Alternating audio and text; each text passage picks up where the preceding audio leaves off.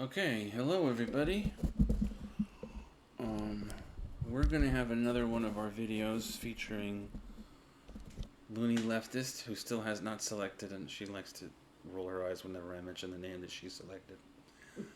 Um, uh, Once again, she's off screen, so it'll just be me talking to her. And yeah, so let's get started. We wanted to talk about a couple of things. The first one being a video, a clip I saw actually of the Majority Report. I know. I promise I won't talk too much about liberals in upcoming videos. I'll try to shift the conversation to leftism. But this kind of is this. It's a big deal because one of the problems with the liberals is that a lot of them are pretend leftists, and a lot of people get involved with liberals thinking that they're on the left, but actually it's more or less it's a big trap. It's like an anti-left universe that exists. And once you get involved with this, then you get involved with electoralism, and basically you're dead in the water because you're not doing anything. You're just voting and giving your money to the Democratic Party and either directly or indirectly supporting capitalism. Anyway, that's my view.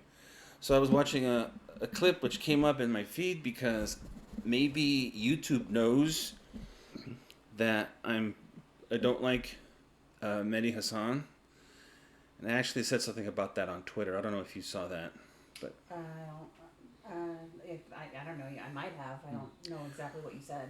Novara Media is supposedly a socialist outlet. It's British. It's called Novara, and there are two people who are associated with them. One guy I don't know very well, and the other one is kind of famous because she was having a fight with what's his name, Pierce Organ, and in the fight she said, "I'm a communist, you idiot." Okay, I remember that. Yeah. Right. Mm-hmm. So that's Novara Media. So I would assume they're like socialists, but then it turns out they might be a little bit like Jacobin because they had Mehdi Hassan on. Of course, he's British.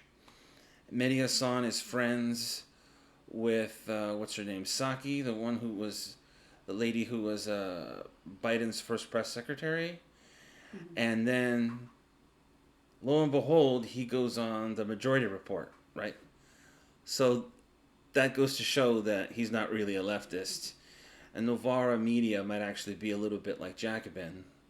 They're not There's this entertaining thing where they entertain liberals and then they sort of pretend over at Jacobin magazine or over at Novara Media or over at even Majority Report sometimes. There used to be a couple of people on there who called themselves straight socialists. What they were doing there, I don't know, but that's the thing is that uh, there's just this association that socialists have with Democrats, like the DSA, right? The DSA, they keep calling themselves socialists. Clearly, they're not. In fact, just the other day, I saw Katie Helper was interviewing one of them, somebody at the DSA in New York, a New York chapter of the DSA, and the first thing out of her mouth, they were getting ready to talk about Mayor Adams trying to restructure pensions. And the first thing out of her mouth was, I don't want to name any names. And it turns out Katie had to coax her into naming people, but she still couldn't name them because they were in the union. So she didn't want to criticize the unions, which is another way of saying I don't want to point out that the union is run by a suit or that the unions are run by suits, right? That these are not socialists, that these are basically Democrats that have been running the unions into the ground. You should absolutely name names. You should name them. You should say, what are they doing to cooperate with Mayor Adams, who, by the way, is basically just a police officer who works for the police union and will give them everything they want while the rest of the public sector unions will suffer. Anyway, but that's just a thought. I mean, that's just how it is. Like, these people are liberals, they're weak sauce, and they find themselves calling, they call themselves socialists or leftists or whatever, and like Vosh's entire oeuvre is that, like, all the people who follow Vosh are people who are basically liberals who are pretending to be on the left. Anyway, so in this video, Mehdi Hasan is having a conversation with Sam Cedar, and they were criticizing Matt Taibbi, who I don't really like anymore, right? Because I made a video on that. But what was the video about? The video was about how Matt Taibbi had said that because of this indictment, the indictment of Trump, that it was going to cause future politicians to want to stay in office longer, illegally, of course, in order to avoid prosecution or some other form of authoritarianism, like coups or whatever, like what happens in banana republics. Banana Republic, you've got a politician who's basically trying to be dictator because as soon as they leave office, they come under criminal prosecution, because that's how it is in banana republics. One government leaves, they come under prosecution, and the next government commits all the crimes, and when they leave office, their political opponents then strike back, and then they just kind of prosecute one another and put each other in jail. So Matt Taibbi's opinion is that he thinks that this indictment is going to lead to more authoritarianism, right, and is going to bring us closer to some sort of disintegrated fascist state. And then Hasan was saying that's ridiculous because what's the real problem is the Republican Party. And everything emanates from the Republican Party. All authoritarianism emanates from the Republican Party. They're both wrong. They're both wrong because, first of all, I think Taibbi is wrong because I don't think this has anything to do, like the authoritarianism doesn't have anything to do with if somebody's being prosecuted or not. Because it's basically what did I say? It's a little bit like saying instead of saying, what he's saying is prosecuting a former president will lead to authoritarianism or will turn us into a banana republic. But that's like saying blowing your nose will give you a cold. Because what's actually happening now is a symptom of the disintegration of the political system. So it's really a symptom that he's identifying and not really the cause. Of course, you want to punish people we'll talk about that in a little while, the indictment, because I want to add something, because I got some pushback from before, and I want to deal with that pushback. But yes, you want to punish people in theory. If they break the law, you have to hold them accountable. And so I think Matt Taibbi is totally wrong. On the other hand, so is Hasan, because he said in this interview with Sam Cedar, he said that everybody who has a functioning brain, something to that effect, knows that authoritarianism is coming from the Republican Party. And that's totally wrong because authoritarianism comes from, well, first of all, both parties are authoritarian in their own way. There's a lot of censorship from the Democrats. The Democrats are right there when it comes to militarizing the border. The Democrats are right there when it comes to the war. They don't have a problem at all with what they're doing to Ukraine, because obviously Ukraine is now a very authoritarian state. They've banned all their left parties. They don't have a problem at all with silencing dissent in the United States. And if you think about it, they basically use the Republicans as a foil. So we're not really a democracy because among other things we've got like the Electoral College, right? Right. So they win in the they win the popular vote, but they lose in the Electoral College, right? And then they whine and they complain, but do they do anything about it? No. No, because that's the way they want it. They want it that way. And in fact, their policies when they're in power destabilize the political system. And that's what's actually bringing on this authoritarianism, because when things are so destabilized because of what they do when they're in power, this creates the conditions for authoritarianism. Uh, for example, why did we get Trump? We got Trump because people were pissed off because the Democrats nominated Hillary Clinton. And the Democrats didn't do what they were supposed to do under Obama. So he didn't pull us out of Guantanamo. He didn't pull us out of the wars. He didn't really do anything about the banks. He actually made it easier for the banks to make people homeless through the TARP program, which he didn't fix. I mean, we could go on and on. So class issues were really important in 2016, and that's what ended up bringing us the authoritarianism, if you want to use that phrase, of Donald Trump. And then what happens after Donald Trump gets removed?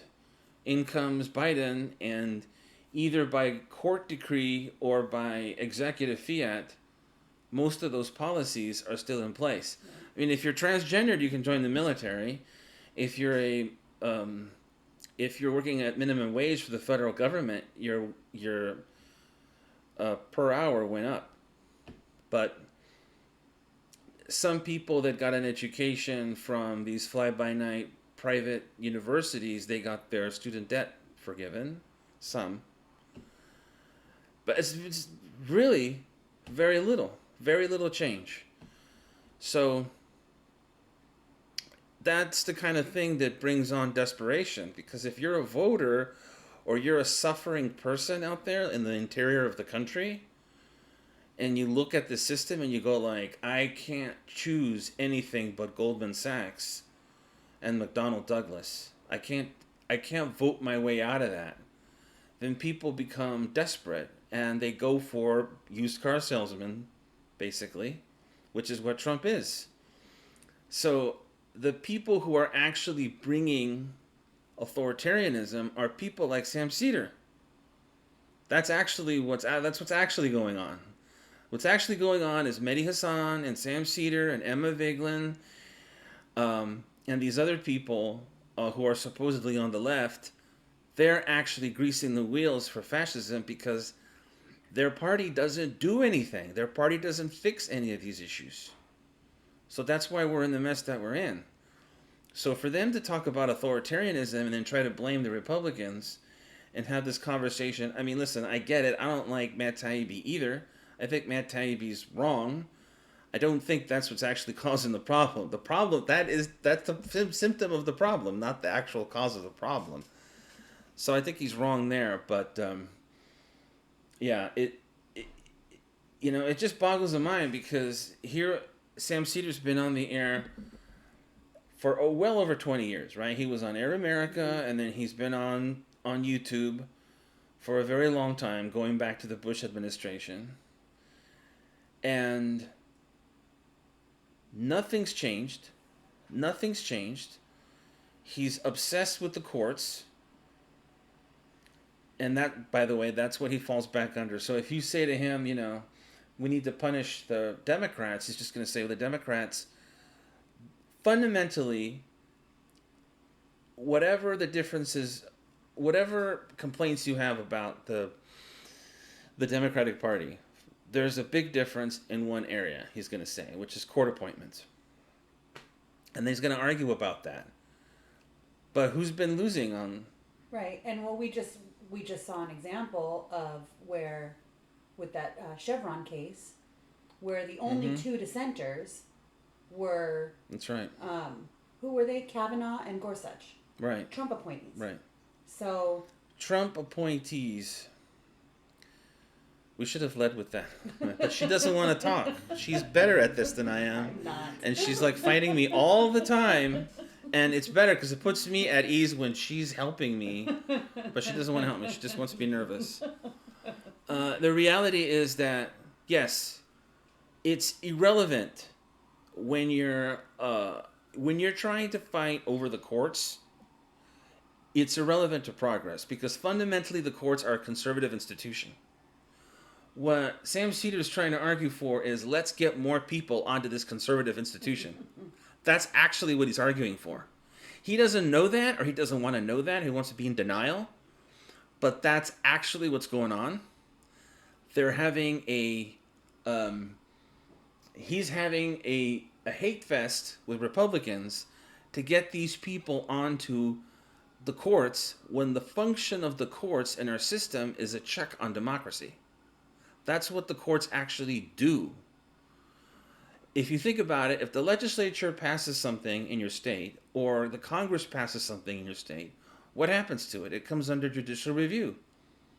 So if you win an election, let's say 60% of the population vote for Democrats, the Democrats can't just pass whatever they want because it's going to come under review. I don't know how many times Democrats have told me in the past, whoa, we can't do that because the Republicans are going to sue. That's what the system's for. That's what the system's for. And you're never going to get so many votes that you're going to be able to swamp the courts with liberal nominees. And it doesn't really matter because most of those liberal nominees end up being for the systems and the things which you say you're against. For example, I'll give you another one. Who's the Attorney General? Merrick Garland. Yeah. So Merrick Garland was Obama's original appointee, right? Like he wanted a nominee. He wanted to nominate Merrick Garland to be on the Supreme Court. But Merrick Garland, despite the fact that he says that he's against Citizens United, he made the case worse. You can go ahead and Google it, and you'll see he made the case worse when he was on the Court of Appeals. So there's barely a difference there. And whereas the Democrats are playing defense always, even on the courts, the Republicans don't. They play offense. Did you see, who is this guy? There's this guy that I follow on Twitter. I really wish I would have been prepared for this, but... You want to start over? No, that's okay. I was reading... You can start over. No, that's okay. I was reading this... Probably should start over. tweet this morning about somebody that Biden is wanting to appoint to in New Orleans. And this judge, she's a female judge, has already been like basically reprimanded or whatever. Has found to have been she was basically putting poor people in jail because they couldn't pay court fees, and then she was using that money to fund the court that put those people in jail. So it was basically creating, like, the more people that they put in jail, you know, for not paying, the more revenue that generated, that they used that it was like a circular corruption thing. So of course. I mean, the court these systems don't need to exist. Yeah. They don't need to exist. The systems do not need to exist. Let me repeat that. They don't need to exist. They are basically self-perpetuating bureaucracies that serve themselves and help to create the problem. So, I mean, I can't tell you how many times when I've been to court, I see people who are paying a stupid tax. They do something wrong, and then they end up having to pay for it forever because they can't afford it. A lot of these people are poor, indigent, have mental issues, and then they end up making payments to the court because they can't meet their court costs, and so they have to split everything up and pay in interest, which is it's a form of debt peonage. And then, so if the credit card companies don't get you, the courts might, and then you end up having to pay interest sometimes to a third-party provider, because a lot of times if you get a ticket or something, you pay through a third party now. Everything is third party. So that's part of the privatization of the courts, as if they're not capitalist enough. So, I mean, it's not a shock. Yeah. That's pretty much how things run. You know this guy, Alec Garagastanis. Mm-hmm. And the name of the judge is Kiva Landrum. Mm-hmm. And he had reported on this 2 years ago because Biden was trying to nominate her, and there was an outrage about it, and so he kind of backed off. But now now he's trying again, apparently. So. Right. Well, I mean, that's just how it is. And so these people like Sam Cedar and Mehdi Hasan are not going to challenge the system. So they're going to go on there and they're going to make excuses, and then they're going to point the finger at the Republicans, and that's just not where it's at. And I just, part of the purpose of this channel is to criticize people who are left of center, because I'll be honest, I mean, I don't talk to Republicans anymore except some very general discussions because I want to know what they're thinking. But I don't debate with them hardly because it's a waste of time. Number one, it's a waste of time. They're in La La Land. Number two, they're the minority. Like I've already indicated, they're just in the minority. They would lose every election if the Democrats were functional. And numerically, they're very, very small compared to the rest of the population. And number three, it's really the Democrats that manage to give the poor people and workers just enough so that they won't rise up. And then what they do with anything that happens, they take the energy and they put it into an election. And then if they win, the candidate does nothing or does very close to nothing. Mm-hmm. And if they lose, they go, oh, well, we got to stop the Republican. Right? And all the protests are about the Republican. So you get write-ins to the Republican, and all the demands are on them and not on the Democrats. And so they siphon all that energy into something that it basically dissipates. And then all these people who are left high and dry, they have to engage in cope. They got to get side hustles. They got to figure out a way to get loans. They can send their kids to the, for-profit universities, and it just goes on and on. They're all coping. And that's where they want you. They don't want you to engage in protest. They want you to engage in voting so that nothing will change.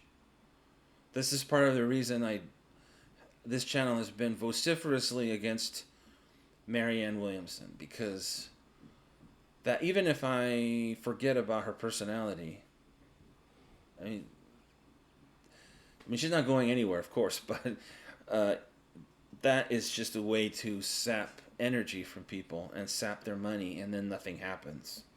And plus everything that she does is ego massage. That's been her history going back to the 80s.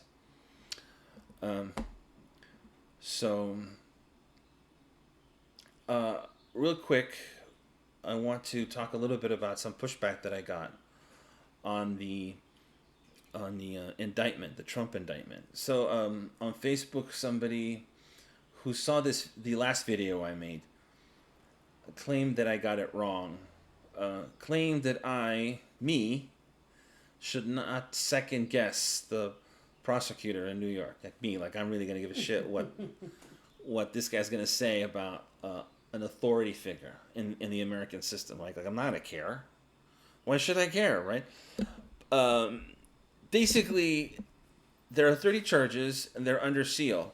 So nobody knows what the charges are until he goes to his arraignment. So nobody knows what they are. So they're telling me, oh, you don't know what this is.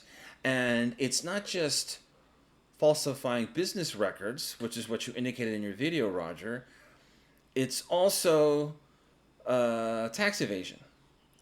Well, I mean, it turns out that he had paid a fine, I don't know, I think last year, for tax evasion, and he's also being sued, actually, literally sued, but it's a civil case without a criminal penalty. He's being sued by the Attorney General of New York. The press calls this, again, not my words, not my argument. The press calls that a separate case. The reason that matters is because some people are trying to argue that the indictment has to do with tax evasion. But if that's true, why don't they just call it tax evasion? Why did they have to call it business records or business record violation? Right? Because tax evasion, that could be a felony. It is a felony punishable by imprisonment in New York. But that's not what they're calling it. They're trying to call it some sort of a falsifying business record, something or other, and then trying to indict him based on that. So that doesn't make sense to me, because if that was indeed the case, they wouldn't even bother talking about business records. So that's really strange. And another thing about this is that he supposedly, according to NBC News, is planning on returning to New York State to face, actually to be in a deposition on the civil case, the one that the New York State Attorney General is filing against him. In other words, the press knows that he's going to get arraigned, leave New York State, and then come back for a civil deposition. So they already know that. So, just to give you a clue how weird this is. Now, why am I saying this is weird, and why am I saying this is unusual? Because here's the real reason.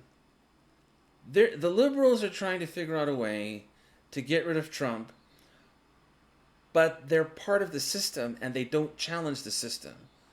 So how do you get rid of him without actually harming the system or having a precedent that they could hold powerful people accountable? They can't even hold him to account on taxes. He's already paid a fine on taxes. Where do you know he doesn't pay his taxes? He's being sued by the Attorney General on taxes, but they can't indict him based on tax evasion. You would think that if he was escaping New York State taxes, it also means he's escaping his federal taxes, right? You would think that. But he hasn't been held to account on any of that. Why? Because they don't want to hold their past leaders, their past presidents, the billionaire class especially, and this guy is at the apex because he's a billionaire and he's a former president. They don't want to hold these turkeys accountable. So they have to figure out some way to excise their almost perverted need. You know what I mean? Like it's almost like they're not getting orgasm, and they have to fake an orgasm. And this is what they're doing. They're going after him, but in the least effective, strangest, weirdest way, because there's literally, I mean, take your pick. Take your pick of federal crimes. This guy has stiffed people. This guy has participated in the violation of the immigration code. He's worked with the mafia. Literally worked with the mafia. He is soliciting foreign bribes. He's violated the emoluments clause. And nobody can successfully take him down. So what do? They're so impotent that they have to choose the worst possible, the weirdest. I mean, a records violation. Like, that makes no sense. Yeah. It's basically saying, here's a clerical error. Now we're in America, right? Like, we're in America again. We can hold people accountable because we're going to hold them accountable to making a business records violation. It's such an insult to the country. That's really what it is. It's an insult to the country, and it shows the Democrats completely are unable to hold anyone accountable for any real crimes. He could have. What was the thing that he said? Shooting somebody in the middle of the street? Yeah. He could have done that. I think he could have done that. If there was no video footage, and people would have trouble finding him accountable for that. Yeah. It would be self-defense or God knows what. If it was in Florida, it'd be stand your ground. Right. You can't hold these people accountable. I mean, it's pathetic. The fact that people are getting excited about this is weird. And then they also think, which I talked about before, like if somehow they send him up, we're almost done. If they send him up, like, you're going to get rid of Trump, and then Trumpism will go away. There's no such thing as Trumpism. This is America now. It's not Trump. It's America. It's the system. That's how it is. Get used to it. It's not going to go away by getting rid of Trump. It isn't. That Trump is America, believe it or not. I mean, that's going to piss people off, but that's... And you have anything else to add? No. All right. Probably another video will come this week like, subscribe, share, leave a comment, and thanks for watching. Bye-bye.